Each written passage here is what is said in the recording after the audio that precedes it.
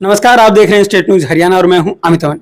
आज state news Haryana exclusive में जो शख्स हमारे साथ में मौजूद हैं वो हैं सतीश कोला जी, जो कि पिछले काफी समय से बीजेपी के कार्यकर्ता रहे हैं। लेकिन अभी फिलहाल जैसे ही टिकटों का ऐलान किया है बीजेपी ने, उसी दौरान ही इन्होंने भी एक प्रेस वार्ता बुलाई, जिसमें एक ये खुलासा है वो करने वाले थे। अब इन्हीं से जान लेते कि आखिर ये कहना क्या चाहते हैं। सर, सबसे पहले तो आपका स्वागत है।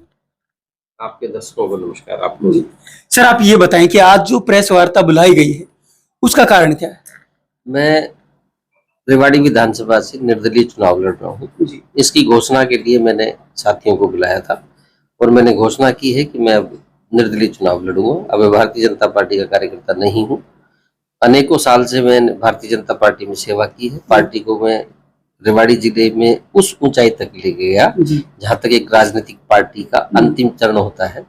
रेवाड़ी की तीनों विधानसभा मेरे जिलाध्यक्ष होते हुए जीती हैं। आज तक अभी कैसा हुआ नहीं, आगे होने का मैं नहीं कह सकता।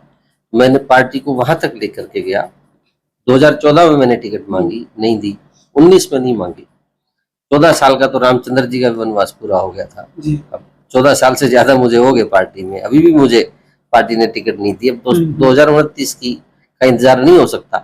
इसलिए जनता की डिमांड पर, अपने काम के आधार पर, राजनीतिक कार्यकर्ता होने के नाते मैं यहाँ से चुनाव लड़ूंगा। जी, आप ये किस बिहाफ पे मानते हैं कि आपके साथ अन्याय हुआ? मैं जब पार्टी में आया, जब भारतीय जनता पार्टी को यहाँ के लोग बहुत छोटी पार्टी समझते थे, मंडल अध्यक्ष की भी नियुक्ति होती थी तो वो भी अगले दिन आते नहीं थे। हमने संगठन को सींचा है और पार्टी को वहां पहुंचाया। मोदी जी की जो पहली रैली, पूर्व सैनिक रैली रेवाड़ी में हुई, उस समय मेरी अध्यक्षता में हुई, जिसका उदाहरण आज मोदी जी अनेकों सभाओं में देते हैं। तो हमने अपना काम पूरा किया। मुझे परिवार पहचान पत्र की जिम्मेवारी दी, उस समय दी गई जब पूरी दुनिया त्राई त्राई करने लग गई थी और इस योजना को लोगों ने ऐसा इनकम्बेंसी लेकर के चले गए, तो सरकार जाने वाली है। उस समय उस काम को मैंने संभाला और आज इस परिस्थिति में है कि 90% से ज्यादा लोगों की फैमिली आईडी को हमने ठीक किया। तो जो काम पार्टी ने दिया हमने किया और हमने पार्टी से टिकट की उम्मीद की। तो 3 योजना हो गई, नहीं दी तो अब पार्टी से हम आगे उम्मीद भी नहीं कर सकते। आप क्या कारण मानते हैं इसके पीछे? कारण में तो मैं ज्यादा जा नहीं सकता, लेकिन कारण तो पार्टी बताएगी। लेकिन हम फैसला कर चुके हैं कि निर्दलीय चुनाव लड़ेंगे। उस पर ज्यादा एनालिसिस करने की जरूरत नहीं है। जनता मेरे साथ है और मैंने इस कार्यालय से लाखों परिवारों को, उन गरीब परिवारों को, हालांकि सरकार की योजनाएं, बीजेपी की योजनाएं थी, उनसे लाभान्वित कराया है। लेकिन एक मुहिम के तौर पर, एक युद्ध के तौर पर हमने उसको काम किया और उसमें कामयाबी पार्टी का हमने सेहरा बांधने की कोशिश की, सरकार की हमने बांधने की कोशिश की। लेकिन टिकट ही तो हम मांग रहे थे जी, वो हमें दी नहीं। बिल्कुल। लेकिन जो लक्ष्मण जी हैं जिनको टिकट यहाँ से मिला है, वो आपके साथी भी रहे हैं काफी समय से, आपकी तरह वो भी बीजेपी में ही है। इसके बावजूद फिर मतलब कहाँ बात नहीं मिला? लक्ष्मण जी से मुझे कोई व्यक्तिगत नाराजगी नहीं है। लक्ष्मण जी मेरे दोस्त है, इसमें कोई बात नहीं। आज भी उनका टेलीफोन आया था। लेकिन उनकी कर्म क्षेत्र कोसली बना रखा है 5 साल से, तो वहां से चुनाव लड़ाए, यहाँ भेजने की क्या जरूरत थी? अच्छा रहता वो वहां से लड़ते, मैं यहाँ से लड़ता, दोनों विधानसभा में जाते। लेकिन जब रेजिडेंस उनका यहाँ पे है और ज्यादातर शायद रहते भी यहीं पे हैं, तो इस बिहाफ पे भी सोचा हो तो पिछली बार ही फैसला कर लेना चाहिए था, मैं कोसली चला जाता। ये तो पिछली बार उनको रेवाड़ी से दे देते, मैं तो कोसली चला जाता हूँ, तो कोसली से लड़ने के लिए तैयार थे।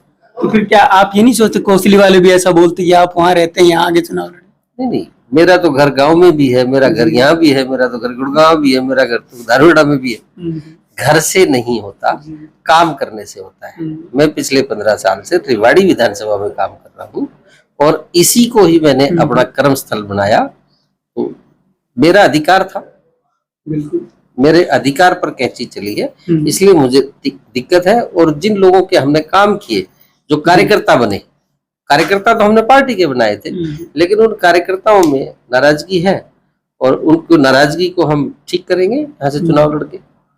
आप ही की तरह यहाँ से और भी रेवाड़ी के जो नेता हैं, जैसे कापड़ीवास जी हुए या फिर जो सतीश यादव जी पार्टी में आए हैं या सन्नी पार्टी में आए हैं, तुम जैसे भी नेता हैं जो पार्टी से टिकट की डिमांड कर रहे थे और अब उनको भी नहीं मिल पाई है, तो क्या उनका सहयोग मांगेंगे या आप सहयोग करेंगे?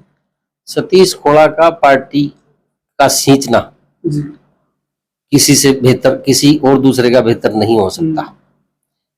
और जितने भी मेरे साथी हैं, रणधीर जी हैं, पार्टी के विधायक रहे, पिछला चुनाव लड़े, मेरे तो पिता समान है। भाई सतीश यादव जी 2 बार चुनाव लड़े हैं, अच्छी वोट लेकर के आए, अच्छा मान सम्मान उनका है।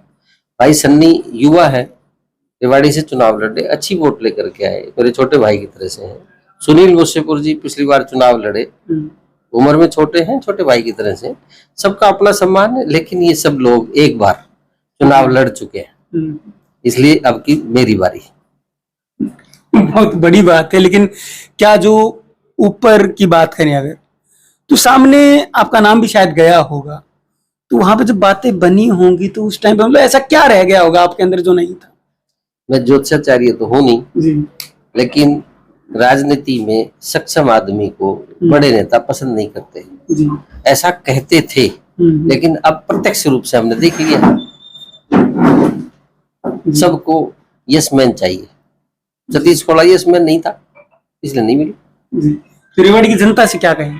रेवाड़ी की जनता से आपके माध्यम से अपील है कि जिस तरीके से पिछले 10 सालों में मैंने बिना किसी सरकारी दायित्व के जनता के काम किए हैं, अगर मुझे जनता यहाँ का एमएलए जनप्रतिनिधि बनाती है तो कहीं जनता को दूसरे दरवाजे पर जाने की जरूरत नहीं पड़ेगी। संपूर्ण समस्याओं का निदान इसी कार्यालय से मिलेगा। इसलिए मुझे यहाँ से जो जिता करके भेजें, जो एक जनता एमएलए से उम्मीद करती है उससे बेहतर करके दिखाऊंगा। बिल्कुल सर, आपका कीमती समय देने के लिए बहुत बहुत धन्यवाद।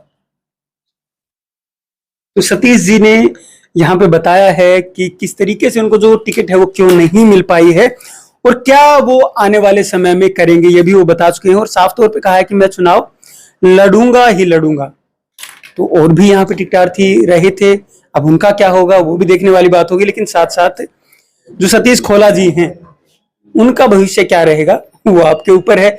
लेकिन सबसे बड़ी बात तो यही है कि आगे अगर कोई ऐसे ही टिकट के लिए बात करेगा या फिर उनको अत्याचार के लिए बात करेगा, अन्याय के लिए बात करेगा, तो वहां भी पहुंचेंगे। लेकिन अब तक के लिए आप इतना ही देखें, लेकिन साथ साथ अपने जो विचार हैं वो भी हमसे साझा जरूर करें।